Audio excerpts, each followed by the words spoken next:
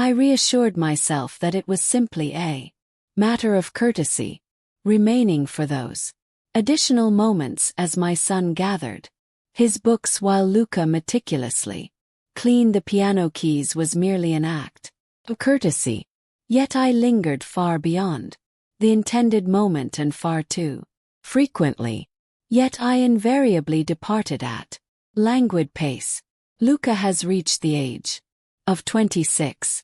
Noah, my son, is now 12 years old. That calculation should have served as a clear warning to me, yet it did. The warning signs were not quantified in numerical form.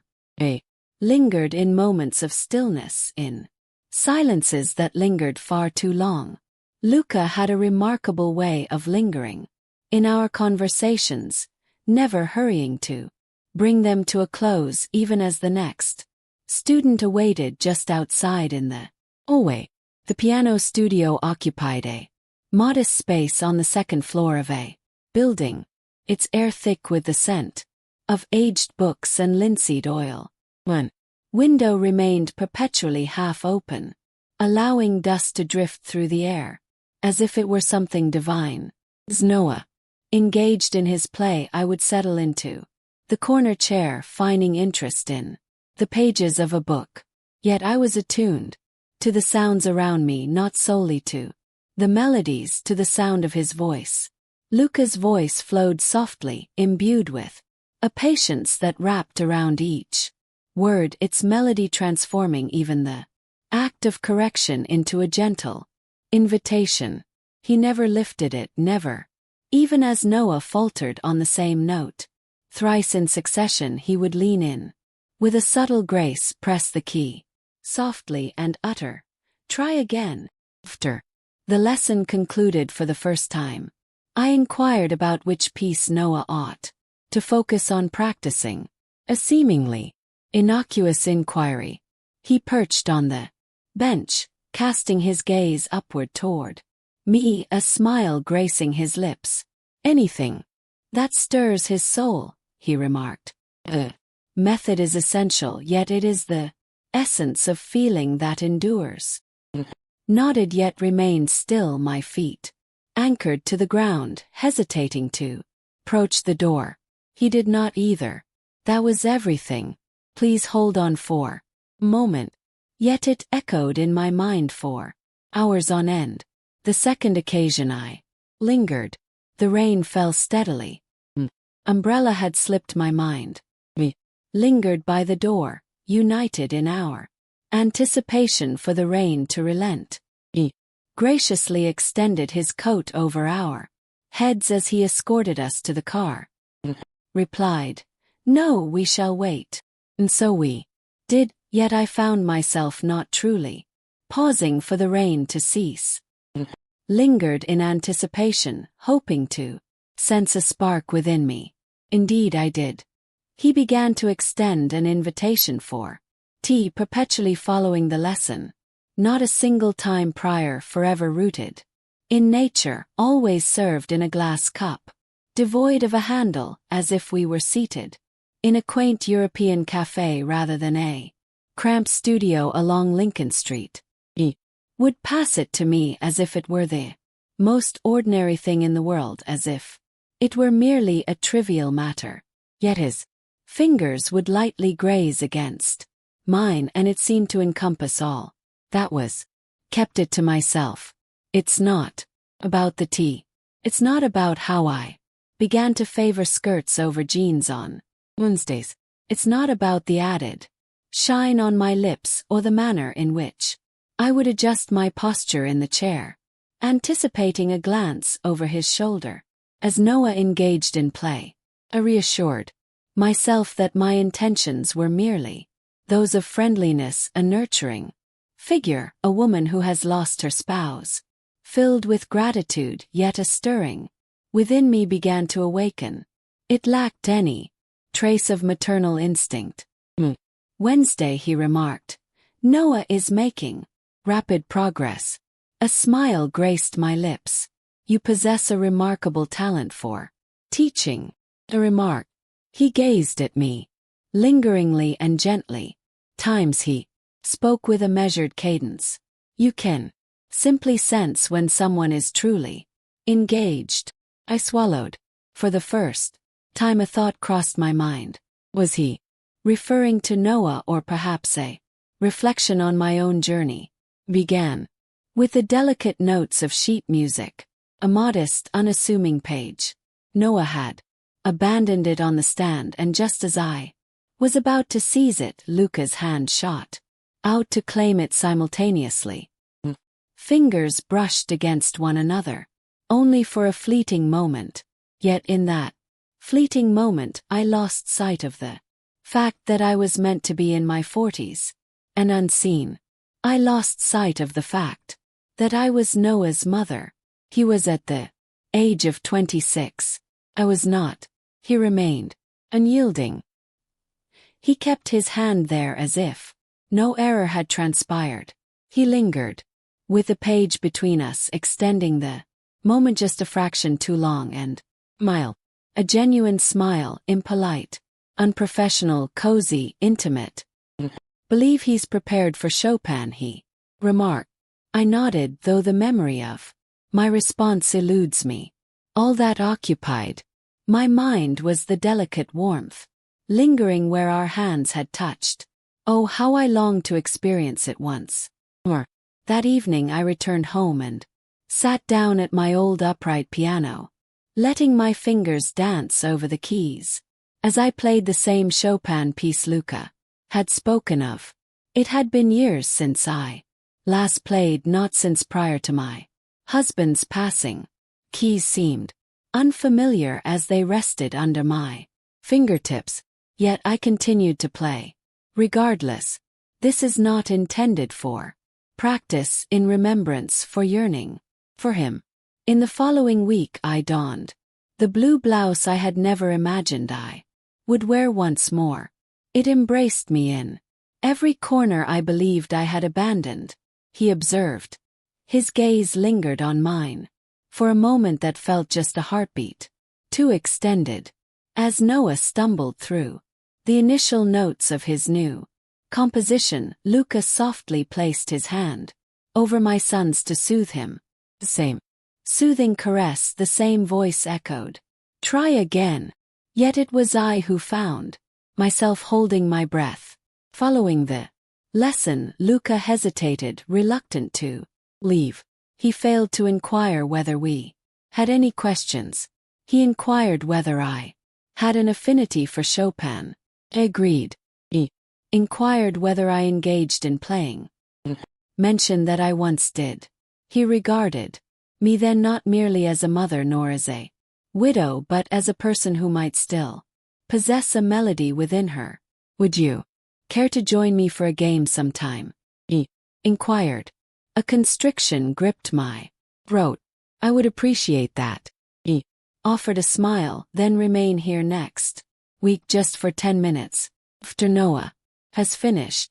On that night I found myself pouring my thoughts into a journal that had remained untouched for 5 long years. I captured the instant our hands met, the instant I perceived music anew, not from the piano but through the gaze of another directed towards me. I left his name unwritten, yet I found it unnecessary. I was acutely aware of the subject of my writing. The studio held an unusual stillness, a silence that enveloped the space like a soft blanket. Noah completed his lesson and made his way to the car, earbuds already in place, lost in his own world. Luca shut the door softly, and for an instant the room seemed to shrink around him. More personal. He settled onto the piano bench, gently patting the space beside. Please take a seat. You mentioned that you used to play. He paused for a moment, then moved across the room as if approaching a hidden truth I was uncertain I was meant to uncover. The bench was slender. Our thighs grazed against each other. It was no mere coincidence. He positioned the sheet music between us and remarked, "Only the right hand for. I'll handle the left." Our fingers lingered just above the keys. "Are you prepared?" he inquired. I nodded despite the tremor in my hands. Our journey commenced. The initial notes stumbled awkwardly. My muscles recalled their strength gradually, yet the manner in which he accompanied my melody, steady, warm and supportive, brought me a sense. Calm embraced me. We found our cadence in unison, two individuals, a singular instrument. At the midpoint of the composition, I took a moment to reflect. He did not. His role continued. Gentle, unhurried, comforting. He came to a halt as well. My gaze fell upon him, nearer than I had ever allowed myself to approach. He murmured, "Your hands are exquisite." His words were not intended as praise. He conveyed it as though it were a revelation. It was a chord he hadn't realized he required. Chuckled uneasily. "They're aged." He gazed down at them, poised delicately on keys. "No, they have experienced life. That's a distinction." Tears threatened to spill over. Not due to his words, yet it was because he truly intended it. For an eternity, it seemed, no one had truly mattered. Peace remains unfinished. Instead, he gently glided his hand over mine, not possessive, not forceful, simply present, reclining in tranquility, seizing territory he had yet to explore. My gaze fell upon our intertwined hands. The disparity in age was unmistakable.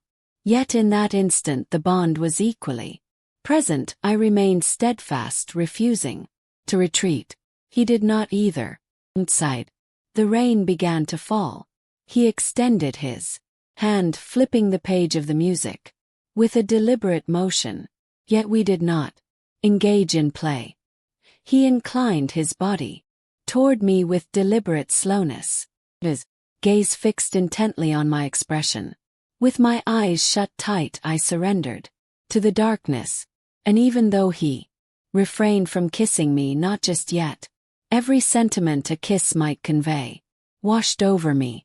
It hung in the air, suspended in the quiet, the unfinished melody, the echo of our intertwined fingers. As I stepped out of the studio, a profound sense of femininity enveloped me, one I hadn't experienced in years. It began with an absence of sound, not uncomfortable, relaxed, yet filled with anticipation. Luca lingered by the door, the silence settling in after Noah's departure. As I draped my coat over my shoulders, a sense of anticipation filled the air. I found no urgency in my things. I was never that. He gazed at me for an extended moment, then reached behind him and turned the key, a gentle click, a sound that ought to be subtle, yet resonated with unexpected intensity. My breath caught in my throat. He remained still, not advancing in my direction.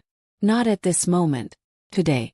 There's no one waiting for you," he murmured gently. "There's no need for haste." I remained silent, yet I refrained from unlocking the door as well. He approached the piano and lifted the lid with a deliberate grace. "Play something," he urged. "Anything." There was a moment of uncertainty. Subsequently, they made their way to the bench. My fingers unearthed a melody, one that had lain dormant since my 19-year-old self last caressed the keys. A gentle waltz, serene and filled with moments. He lingered in my shadow near. His breath lingered warm against my shoulder. He refrained from making contact with me, not at this moment yet. The distance that separated us throbbed with an undeniable energy. Continued to play until his hand rested softly against my back, subdued at the very brink of consent. I ceased my playing, not due to an error on my part. My thoughts eluded me with his hand resting. I shifted my gaze. He inched nearer. "If you wish for me to cease," he murmured, "speak the word." I did not Was unable to, for my body had already given its consent. His lips brushed against my shoulder first, gentle, leisurely next to my neck, then just behind my ear. Chill ran through me. Was uncertain whether the tremors coursing through me were a result of the touch itself or the realization that it had been more than 10 years since I had experienced anything like it. Not since the days when life was still filled with spontaneity prior to my descent into invisibility. He stepped before me and sank to his knees. Gaze upon me, he declared. Did indeed. For the first time I found myself not seeing a boy. A man came into view, a witness to my presence, not in the capacity of a mother, not in the role of a widow, yet as a female. My fingers brushed against his face, his cheek, his lips, and when he kissed me, it lacked fervor. It was filled with deep respect. It was as if he understood that this moment had been meticulously crafted, note by note, glance by glance, silence by silence.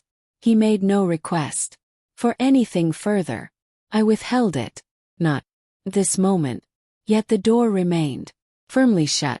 Within the confines of that studio, I allowed myself to embrace desire, truly desire. After a long hiatus, the light outside had faded. We lingered on the piano bench, enveloped in silence, scarcely shifting our positions. His hand lingered over mine, not maintaining, merely taking a moment to unwind, as if it were meant to be, as if it had existed in a previous existence. My heart pulsed in languid rhythms. A sensation coursed through me, resonating in my chest, tingling in my palms and tightening in the back of my throat. I cast my gaze upon Luca. He met the gaze hidden. In that stillness, shared a sacred bond emerged. He claimed the top position. He extended his hand as if we were on the verge of waltzing once more. Approach me, he commanded. Yet I found myself already on my feet.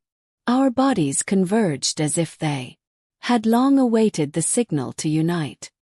His arms encircled my waist while mine rested against his chest. Silence enveloped the space, devoid of any melody.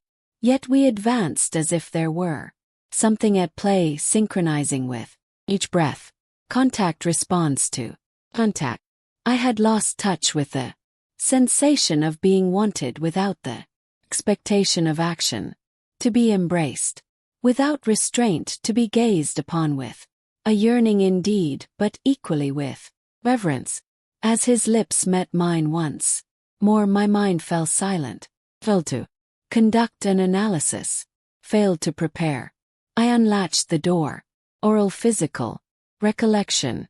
I allowed him to kiss the areas I believed were forever sealed off, just behind my ear, my collarbone, my wrist. He caressed me as if I were composed of melody, as if he were toying with my emotions, not for the purpose of conquest, yet to comprehend, to experience emotion. We settled into the worn velvet couch, nestled in the corner.